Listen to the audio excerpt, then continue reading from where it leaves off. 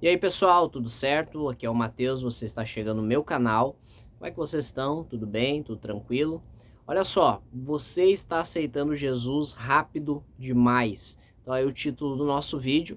E antes da gente entrar nesse assunto e você entender sobre o que eu quero trazer, né, nesse momento aí, não sei se é manhã, tarde, noite que você está assistindo o vídeo, mas falar desse assunto aqui, eu quero que você assista até o final do vídeo, independente do tempo, que eu não tenho nem noção quanto que vai dar de tempo aqui, mas você assista, né, esse vídeo, venha curtir, venha compartilhar se você gostar, e quem sabe se inscreva aí no meu canal também. Olha só pessoal, eu tenho visto nos nossos dias que as pessoas estão aceitando Jesus rápido demais. O que isso quer dizer? Significa que as pessoas estão tomando uma decisão sem entender o que é aceitar Jesus, o que é seguir Jesus, o que é ser um discípulo de Jesus.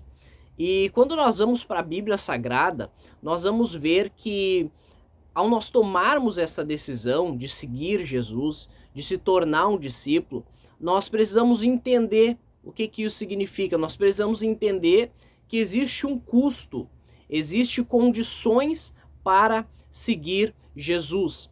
Eu quero que você entenda já de início que eu não estou aqui falando sobre salvação. Eu não estou falando que existe um preço para ser salvo, né? Como muitos têm pregado aí, salvação por obras. Não, eu sou que talvez o que mais pregue aí salvação pela graça, né? Através da fé. A Bíblia é muito clara que a salvação ela é um presente de Deus. Custou um preço sim, mas foi Cristo que pagou o preço pela nossa salvação. Nós recebemos como um presente através da fé, né, através da confiança no sacrifício de Jesus. Então a salvação ela é de graça, mas seguir Jesus, ser um discípulo de Jesus, tem um custo. Eu quero que você acompanhe a leitura, né, de Lucas capítulo 14, versículo 25, né? Vai dizer assim: grandes multidões acompanhavam Jesus e ele, voltando-se, lhes disse: se alguém vem a mim e não me ama mais do que ama seu pai, sua mãe, mulher, filhos, irmãos e irmãs, até a sua própria vida, não pode ser meu discípulo. E quem não toma a sua cruz e vem após mim, não pode ser meu discípulo. Aí olha só, versículo 28, isso aqui é muito interessante. Jesus vai dizer assim, ó, ele vai trazer aqui duas ilustrações para explicar melhor de como que a gente calcula o custo, o preço para segui-lo, tá? 29 vai dizer assim, 28. Pois qual de vocês, pretendendo construir uma torre, não se assenta primeiro para calcular a despesa e verificar se tem os meios para concluir? Para não acontecer que, tendo lançado os alicerces e não podendo terminar a construção, todos que a virem zombem dele, dizendo: este homem começou a construir, mas não pôde acabar. Ou qual é o rei que, indo para combater outro rei, não se assenta primeiro para calcular se com 10.000 homens poderá enfrentar o que vem contra ele com 20.000? Caso contrário, estando o outro ainda longe, envia-lhe uma embaixada pedindo condições de paz. Assim, pois, qualquer um de vocês que não renuncia a tudo que tem, não pode ser meu discípulo. Então veja o que o texto está dizendo. Jesus está dizendo, ele estava ali pregando. Isso é interessante, Jesus pregava para todos, todos que vinham ouvir, ele não impedia ninguém de ouvir ele não impedia ninguém de chegar até ele, de ouvir a palavra. Então ele está ali anunciando, pregando, né, anunciando o evangelho, mas chega um momento que ele diz assim: mas se alguém quer ser meu discípulo, e daí ele começa a colocar o custo, as condições. Ou seja, não é porque você está ouvindo a palavra de Deus, não é porque você ouve um louvor na sua casa, não é porque você frequenta a igreja de vez em quando ou frequentemente que você é discípulo. Jesus ele vai dizer para aquela multidão que estava ouvindo ele diz: mas para ser meu discípulo, ou seja, ele começa a diferenciar entre um ouvinte e um discípulo. Existe uma diferença entre ouvir a palavra e existe uma diferença entre ser discípulo. E Jesus vai dizer, a primeira condição: se você não me amar acima de tudo, você não é meu discípulo. Veja o quanto é forte o chamado do evangelho. Jesus está dizendo: olha, se você não me amar acima de tudo, mais que você ama sua mulher, os seus filhos e a si mesmo, você não pode ser meu discípulo. Depois Jesus vai dizer, nós precisamos nos negar, né? Negar-se a si mesmo, né? Tomar a nossa cruz e ser discípulo. Ou seja, esse negar-se a si mesmo, não está aqui nesse texto, né? Mas lá em outros textos aparece, negar-se a si mesmo, tomar a sua cruz e segui-lo. Ou seja, ele está dizendo, morra para você mesmo. Morra para os seus desejos, porque a cruz naquela cultura, hoje a cruz é símbolo do amor, porque Jesus já morreu na cruz, então ela já adquiriu esse significado, né, principal aí de amor, do amor de Deus por nós, mas naquela cultura, a cruz era símbolo de pena de morte, era alguém que estava disposto, né, disposto não, mas alguém que iria sofrer, ser envergonhado e morrer numa cruz.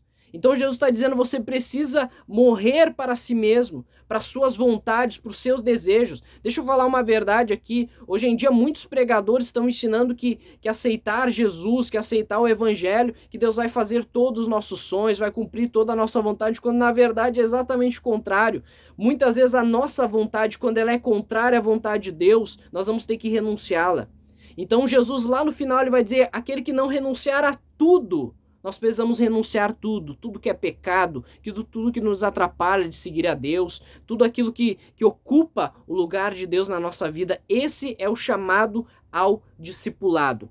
Aqui, mais uma vez, eu não estou falando da salvação em si. É claro que aqui, quando nós cremos em Jesus, tomamos uma fé, uma decisão nele, nós teremos então, que se queremos segui-lo, nós teremos que renunciar o pecado e cumprir essas condições. Mas eu não quero que você entenda aqui que, eu vou fazer isso sem a graça de Deus, vou fazer isso na força do meu braço e daí eu vou ser salvo por causa disso. Não, você é salvo por crer em Jesus, mas uma verdadeira fé traz toda essa renúncia, traz você abandonar o pecado, você abandonar todas essas coisas. Mas o que mais me chama a atenção, e por isso o título desse vídeo, né? Você está aceitando Jesus rápido demais, porque nós não estamos ensinando as pessoas a calcular o custo. Nós não estamos ensinando as pessoas e mostrando para elas que elas precisam avaliar se elas estão dispostas a cumprir essas condições para seguir Jesus.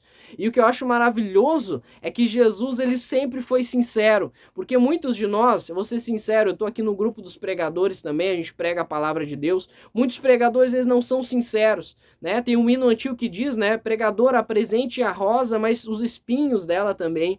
Então, perceba uma coisa aqui, muitas vezes a gente só apresenta o lado bom, as bênçãos, as vitórias, a vida eterna, o perdão, mas a gente não apresenta essas condições que elas vêm junto com a salvação. Nós não podemos querer receber o perdão de Deus e continuar no pecado. Jesus morreu na cruz para nos perdoar dos pecados e para nos libertar deles. Então Jesus era muito sincero e ele não se preocupava se ele ia perder gente, ele queria ser fiel à mensagem, ser fiel à verdade. Ele falava a verdade, custe o que custar, perdendo pessoas, não importava o que fosse acontecer, ele estava ali falando a verdade. Então, pregador, você que me ouve, evangelista, você que é um cristão, que é um missionário, todo cristão é um missionário, seja verdadeiro, seja sincero. Não estou falando para você ir ofender as pessoas, mas deixe o evangelho ofender. Deixe o evangelho que é amor, mas que também é verdade, que também é confrontador. Apresente todo o evangelho, não só a parte agradável, mas apresente a renúncia